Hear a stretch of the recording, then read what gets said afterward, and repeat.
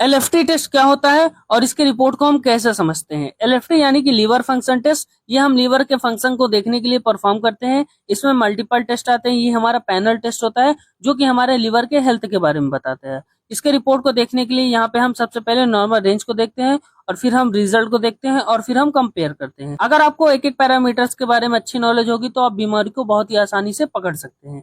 यहाँ पे हमारा बिलिरुबिन का 3 टेस्ट किया जाता है, टोटल बिलिरुबिन, डायरेक्ट बिलिरुबिन और इनडायरेक्ट। और हमारा लीवर एंजाइम्स में हमारा एसजीओटी होता है, एसजीपीटी एल्कलाइन फॉस्फेटेस और गामा ग्लूटामाइल ट्रांसफेरेज, जिसे जीजीटी बोलते हैं। और हमारा प्रोटीन में होता है टोटल प्रोटीन, एल्बुमिन, ग्लोबुलिन और हमारा एल्बुमिन ग्लोबुलिन रेशियो और एएलटी एएसटी रेशियो। सबसे पहले हमारा टोटल बिलिरुबिन, ये आरबीसी के ब्रेकडाउन से बनता है। लीवर इसे बाइल में कन्वर्ट करता है। इसका high level jaundice, liver failure, bile duct blockage और हिमोलिसिस में मिल सकता है। हिमोलिसिस क्या होता है, इसका जवाब आप कमेंट बॉक्स में दें। घटता ये रेयरली है, जो कि हमारा यूजुअली नॉर्मल ही होता है। इसका नॉर्मल रेंज देखेंगे तो हमारा 0.3 से 1.10 मिलीग्राम पर डेसीलीटर होता है और रिजल्ट हमारा 0.85 आया है। इसका मतलब यहाँ पे हमारा टोटल बिलिरुबिन नॉर्मल ही है। फिर उसके बाद है हमारा डायरेक्ट बिलिरुबिन, ये लीवर के प्रोसेस का बाद का बिलिरुबिन होता है, जो कि bile duct blockage, hepatitis, liver cell damage में इंक्रीज कर सकता है। इसका नॉर्मल रेंज देखेंगे तो हमारा 0.0 से 0.3 मिलीग्राम पर डेसीलीटर होता है और रिजल्ट हमारा 0.22 आया है। इसका मतलब ये भी हमारा नॉर्मल रेंज के अंदर ही है। फिर उसके बाद है हमारा इनडायरेक्ट बिलिरुबिन, ये लीवर में प्रोसेस होने से पहले का बिलिरुबिन होता है, जो कि haemolysis, Gilbert syndrome, liver processing problem में इंक्रीज कर सकता है। यहाँ पे हमारा नॉर्मल रेंज देखेंगे तो 0.2 से 0.8 मिलीग्राम पर डेसीलीटर होता है और रिजल्ट हमारा 0.63 आया है। इसका मतलब ये भी हमारा नॉर्मल है। इसका मतलब यहाँ पे हमारा तीनों बिलिरुबिन हमारा नॉर्मल ही आया है इस पेशेंट का। उसके बाद है हमारा एस्पार्टेट अमीनो ट्रांसफेरेज, जिसे हम एएसटी बोलते हैं और इसका सेकेंड नेम एसजीओटी भी होता है। ये हमारा क्या होता है, ये हमारा लीवर एंजाइम होता है। एसजीओटी हमारा लीवर एंजाइम होता है, जो कि लीवर, हार्ट, मसल्स में होता है। जब इन ऑर्गन्स में प्रॉब्लम होती है, डैमेज होता है, तो इसका लेवल ब्लड में राइज होता है।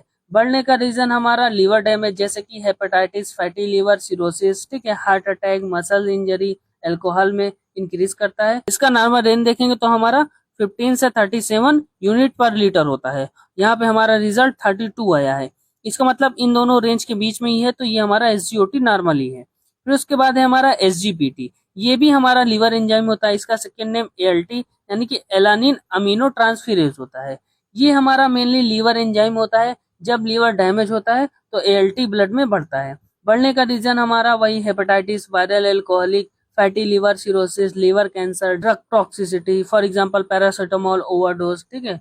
इसके नॉर्मल रेंज को देखेंगे तो हमारा 14 से 59 यूनिट पर लीटर होता है और रिजल्ट हमारा आया है 29। इसका मतलब ये भी हमारा नॉर्मल ही है। फिर उसके बाद है हमारा एएलपी, एलपी यानी कि अल्कलाइन फॉस्फेटेस, ये भी हमारा लीवर एंजाइम होता है, जो कि हमारा बाइल डक्ट ब्लॉकेज में मेनली इंक्रीज करता है। ये एंजाइम हमारा लीवर और बोन में होता है। ये एंजाइम लीवर और बोन में होता है। इंक्रीज हमारा लीवर ब्लॉकेज, जैसे कि bile duct blockage, bone disease जैसे कि रिकेट्स, पेजेस डिसीज, प्रेगनेंसी में माइल्ड इंक्रीज नॉर्मल माना जाता है।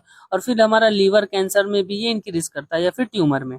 इसका नॉर्मल रेंज देखेंगे तो हमारा 35 से 104 यूनिट पर लीटर होता है और रिजल्ट हमारा 153 आया है। इसका मतलब ये हमारा नॉर्मल रेंज से काफी ज्यादा इंक्रीज्ड है। फिर उसके बाद है हमारा जीजीटी, गामा ग्लूटामाइल ट्रांसफेरेज, ये भी हमारा बाइल डक्ट ब्लॉकेज में इंक्रीज करता है।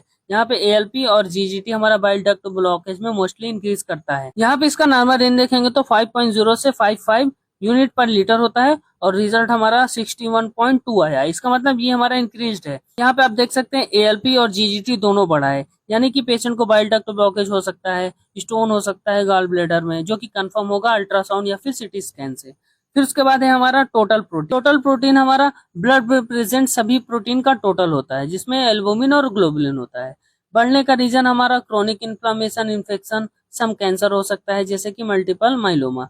और घटता हमारा malnutrition, liver disease, kidney disease में। इसका नॉर्मल रेंज देखेंगे तो हमारा 6.4 से 8.2 ग्राम पर डेसीलीटर होता है और रिजल्ट हमारा 6.56 आया है।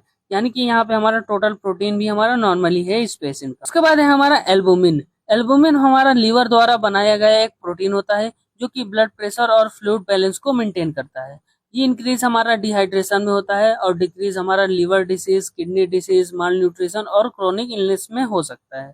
एल्बुमिन का हमारा नॉर्मल रेंज देखेंगे तो हमारा 3.5 से 5.00 ग्राम पर डेसीलीटर इसका नॉर्मल रेंज होता है और रिजल्ट हमारा 3.97 आया है। इसका मतलब ये भी हमारा नॉर्मल ही है। फिर उसके बाद है हमारा ग्लोबुलिन। ग्लोबिन हमारा इम्यूनिटी से रिलेटेड प्रोटीन के ग्रुप होता है जिसमें हमारी एंटीबॉडीज भी शामिल होती हैं।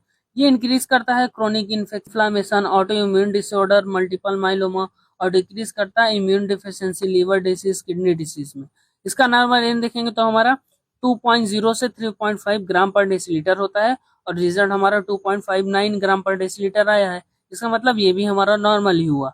उसके बाद है हमारा एल्बुमिन ग्लोबुलिन रेशियो। ये हमारा एल्बुमिन ग्लोबुलिन का रेशियो अनुपात दिखाता है ये टेस्ट। यहाँ पे हमारा नॉर्मल रेंज देखेंगे तो 1.0 से 2.1% होता है और रिजल्ट हमारा 1.53 आया है। इसका मतलब ये भी हमारा नॉर्मल ही है। फिर उसके बाद हमारा AST ALT रेशियो यानी कि हमारा SGOT और SGPT का अनुपात देखते हैं इस टेस्ट से। तो यहाँ पे लेस देन 1 होता है इसका नॉर्मल रेंज और 1.12 आया है। इसका मतलब ये भी हमारा इंक्रीज्ड है। ठीक, इस LFT टेस्ट से हमारे ORR लीवर के बारे में पता चलता है कि ALP और GGT हमारा बढ़ा हुआ है। हो सकता है पेशेंट को बाइल डक्ट ब्लॉकेज हो, ठीक है, लेकिन ये कंफर्म होगा हमारा CT स्कैन या फिर अल्ट्रासाउंड से कि हमारा बाइल डक्ट ब्लॉकेज हुआ है, गॉल ब्लैडर स्टोन है या फिर नहीं है। इसी तरीके की इन्फॉर्मेटिव वीडियो के लिए टेक रेन MLT को फॉलो करें। वीडियो को लाइक करके शेयर जरूर करें।